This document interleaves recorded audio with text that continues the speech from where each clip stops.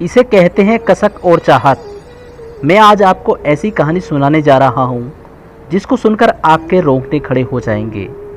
अगर आपने भी ऐसा कुछ देखा होगा या आपके साथ ऐसा कुछ बीता होगा तो आप इस कहानी को बहुत ज़्यादा पसंद करने वाले हैं। तो गाइज, आपको ये कहानी आखिर तक देखनी होगी और इस कहानी से किसी का कोई भी लेना देना नहीं है। तो आइए शुरू करते हैं इस कहानी को। ट्रेन चलने को थी, अचानक कोई जाना पहचाना सा चेहरा जनरल बोगी में आ गया।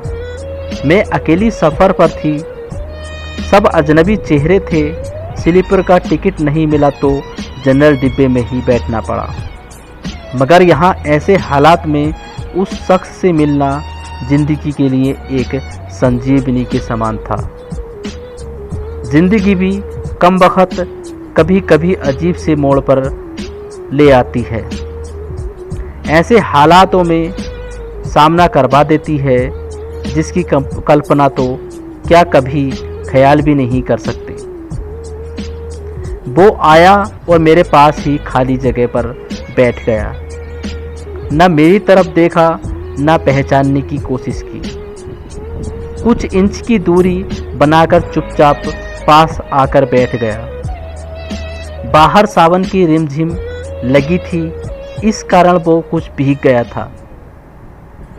मैंने कनखियों से नज़र बचाकर उसे देखा। उम्र के इस मोड़ पर भी कमबख्त वैसा ही था। हाँ, कुछ भारी हो गया था मगर इतना ज़्यादा भी नहीं। फिर उसने जेब से चश्मा निकाला और मोबाइल में लग गया। चश्मा देखकर मुझे कुछ आश्चर्य हुआ। उम्र का यही एक निशान उस पर नज़र आया था कि आंखों पर चश्मा चढ़ गया था। चेहरे पर और सर पे मैंने सफ़ेद बाल खोजने की कोशिश की मगर मुझे नहीं दिखे। मैंने जल्दी से सर पर साड़ी का पल्लू डाल लिया। बालों को ढाई किए काफ़ी दिन हो गए थे, यानी कि डाई किए काफ़ी दिन हो गए थे। मुझे ज़्यादा तो नहीं थे सफ़ेद बाल मेरे सर पे, मगर इतने ज़रूरत कि गौर से देखो तो नज़र आते थे। मैं उठकर बाथरूम गई, हैंडबैग से फेस वॉश निकाला, चेहरे को ढंग से धोया और फिर शीशे में चेहरे को गौर से देखा। पसंद तो नहीं आया मगर अजीब सा मुंह बनाकर मैंने शीशा बैग में डाला और वापस अपनी जगह पर आ गई। मगर वो साहब तो खिड़की की तरफ से मेरा बैग सरकाकर खुद खिड़की के पास बैठ गए थे। मुझे पूरी तरह भी नहीं, बस बिना देखे ही कहा सॉरी। भाग कर चढ़ा तो पसीना आ गया था, थोड़ा सूख जाए फिर अपनी जगह बैठ जाऊंगा।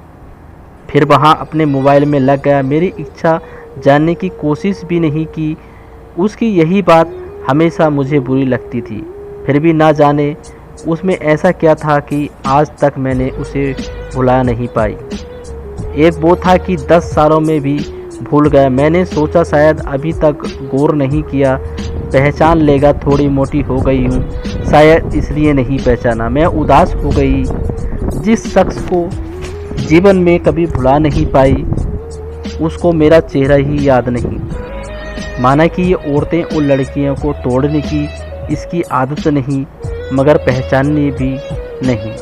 शादीशुदा है, मैं शादीशुदा हूँ, जानती थी इसके साथ रहना मुश्किल है, मगर इसका मतलब ये तो नहीं कि अपने ख्यालों को, अपने सपनों को जीना छोड़ दूँ।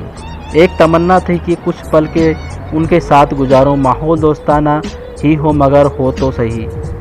आज वही शख्स पास बैठा था जिसे स्कूल टाइम से मैंने दिल से बसा रखा था। सोशल मीडिया पर वे उसके सारे अकाउंट चोरी छुपे देख करती थी। उसकी हर कविता, हर शायरी खुद खोज करती थी। वह तो आज पहचान ही नहीं रहा। माना कि हम लोग में कभी प्यार की पींगे नहीं चली, ना कभी इजहार हुआ। हाँ, वो हमेशा मेरा केयर करता था और मैं उसकी केयर करती थी। कॉलेज छूटा तो मेरी शादी हो गई और वो फौज चला गया, यानी कि फ़ौज में चला गया। फिर उसकी शादी हुई। जब भी गांव गई उसकी सारी खबर ले आती थी। बस ऐसी ही ज़िंदगी गुजर गई। आधे घंटे से ऊपर हो गया वो आराम से खिड़की के पास बैठा मोबाइल में लगा था। देखना तो दूर, चेहरा भी ऊपर नहीं किया। मैं कभी मोबाइल में देखती उसकी तरफ, सोशल मीडिया पर उसके अकाउंट खोल के देखे, तस्वीर मिलाई, वहीं था, पक्का वहीं, कोई शक नहीं था। वैसे भी हम महिलाएं पहचानने में कभी धोखा नहीं खा सकती। 20 साल बाद भी सिर्फ आँखों से पहचान ले। फिर और कुछ वक्त गुजरा, माहौल वैसा था, मैं बस पहलू बदलती रही। फिर अचानक टीटी आ गया, सबसे टिकट पूछ रहा था। मैंने अपना टिकट दिखा दिया। उससे पूछा तो उसने कहा नहीं है। टीटी बोला फाइन लगेगा। वह बोला लगा दो। टीटी कहाँ टिकट बनाऊं? उसने जल्दी से जवाब दिया। मेरी तरफ देखने लगा, मैं कुछ समझी नहीं। उसने मेरे हाथों में थमी टिकट को गौर से देखा, फिर टीटी से बोला कानपुर। टीटी ने कानपुर की टिकट बना कर दी। मैंने पैसे लेकर चला गया। वह फिर मोबाइल में तल्लीन हो गया। आखिर मुझे रहा नहीं गया। मैंने पूछा कि कानपुर में कहाँ रहते हो? वह मोबाइल में नज़रें गड़ाए हुए बोला कहीं नहीं। वह चुप हो गया। फिर बोली किसी काम से जा रहे हो? वह बोला हाँ। अब चुप हो गई। वह अजनबी की तरह बात कर रहा था। अजनबी से कैसे पूछूं कि किस काम से जा रहे हो? कुछ देर चुप रहने के बाद मैंने पूछ लिया शायद आप नौकरी करते हो? उसने कहा नहीं। मैं फिर हिम्मत करके पूछा तो किसी से मिलने जा रहे हो? फिर संक्षिप्त उत्तर नहीं। आखिर जवाब सुनकर मेरी हिम्मत नहीं हुई और कुछ पूछूं। अजीब आदमी था, बिना काम सफ़र कर रहा था। मैं मुंह फेर कर अपने मोबाइल में लग गई। कुछ देर बाद खुद ही बोला ये पूछ लो क्यों जा रहा हूँ कानपुर? मेरे मुंह से जल्दी से निकला बताओ क्यों जा रहे हो? फिर अपने उतावलेपन में मुझे शर्म सी आ गई। उसने थोड़ा मुस्कुराते हुए कहा एक पुरानी दोस्त मिल गई जो आज अकेले सफ़र पर जा रही थी। फौजी आदमी, सुरक्षा करना मेरा कर्तव्य है, अकेला कैसे जाने देता, इसलिए उसे कानपुर तक छोड़ने जा रहा हूँ। इतना सुनकर मेरा दिल जोर से धड़कने लगा और नॉर्मल नहीं रह सकी मैं, मगर मन में भावों दबाना सलता प्रयत्न करने हुए हिम्मत करके फिर पूछा कहाँ हो वो दोस्त? कमबख्त फिर मुस्कुराते हुए बोला यही मेरे पास बैठी है ना। इतना सुनकर मेरे सब कुछ समझ में आ गया कि क्यों उसने टिकट नहीं लिया, क्योंकि उसे तो पता ही नहीं था मैं कहाँ जा रही हूँ। सिर्फ और सिर्फ मेरे लिए वह दिल्ली से कानपुर का सफ़र कर रहा था।